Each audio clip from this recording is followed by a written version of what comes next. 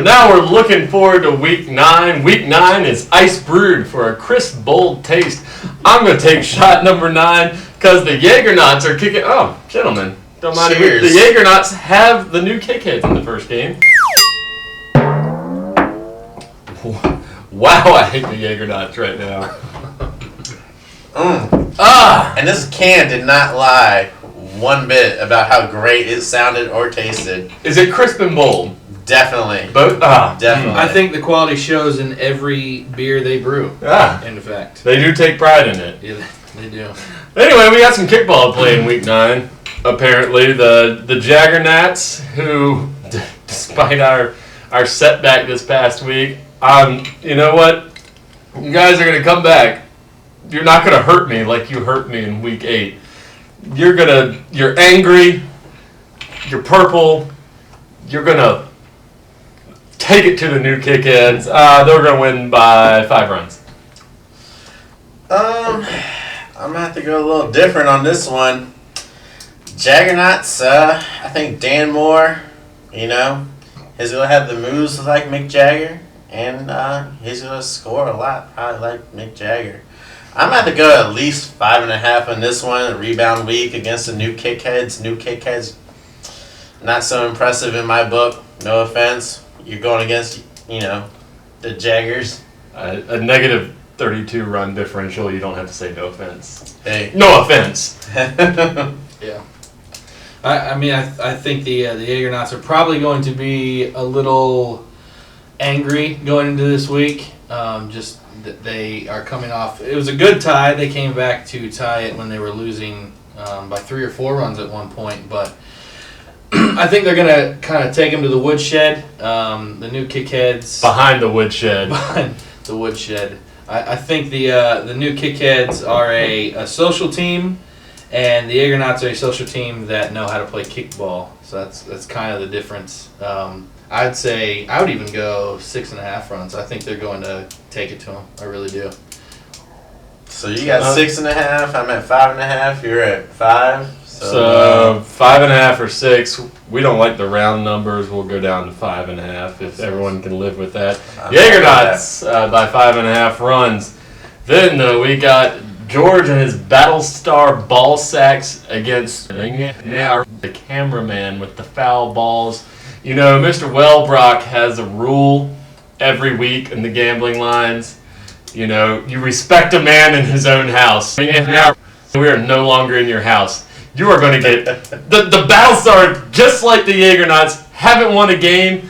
And you know what? While the Jagernauts have the new Kickheads behind the woodshed, you're going to go around the wood pile, back behind the log splitter, back in that pile of logs that, were cut down when the land was raised, and you're going to do something awful to them there. You're going to win this game by 3.5 runs. I actually, Battlestar, we played them 8:30. We were the last team to play them. They are... Jagernauts brag about being like the team with the hardest schedule, and that may be true with Battlestar.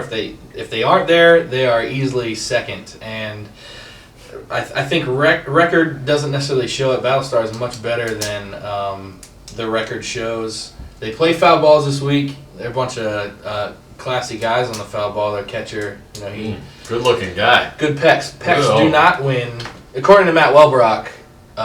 Defense wins championships, offense wins games, Pecs don't win anything. So I think Battlestar is probably going to take it behind the wood. But what about biceps? Let's not forget, he does have biceps as well. The catcher, if he can squeeze. If he had the calf muscles, maybe. And I think we probably need to bring a measuring tape.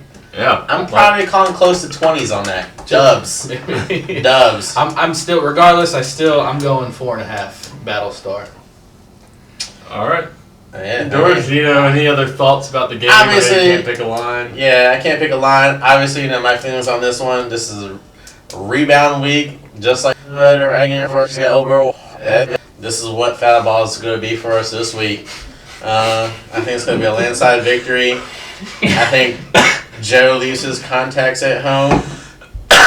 Glasses again. We're going to run this score up.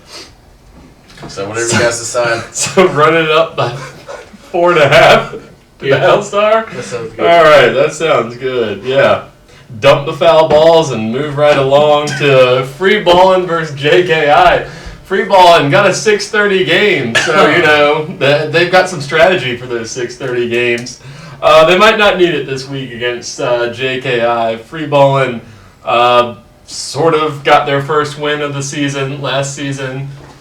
God damn, that is a sexy calf over there. I can't even focus right now about doing this fucking shit right now. Free balling, you're a good team. They've had a lot of ties. They're going to win this game against JKI. They do it by a 3.5 to free balling. My only concern going into this game is their pitching. I mean, Daniel Reyes. He pitches a great game. He gave up 5 last. Free balling. Free balling, Mark Flores. Mark Flores. Flores. I'm sorry, Flores. Yeah. Totally not the same Wow. category. Yeah. Now the leading Cy Young candidate in the league. Flores Mark does not Flores. give up 5 runs in a game. He has never given up 5 runs in a game, I would venture to say. I would agree. We'll drink some more and just agree. I've had a privilege of playing with a lot of free balling this past winter of frosty balling. I mean, there's talent up and down there. I mean, you got Frank Council, Brian Neal. I mean, there's Flores. I mean, I could just go on and on. These guys can play. Actually, another stellar player is Pills, Alyssa Stoner. I mean, I just don't see this one being close. I see it being landslide victory, just like the rest of the games in this 6:30 time slot.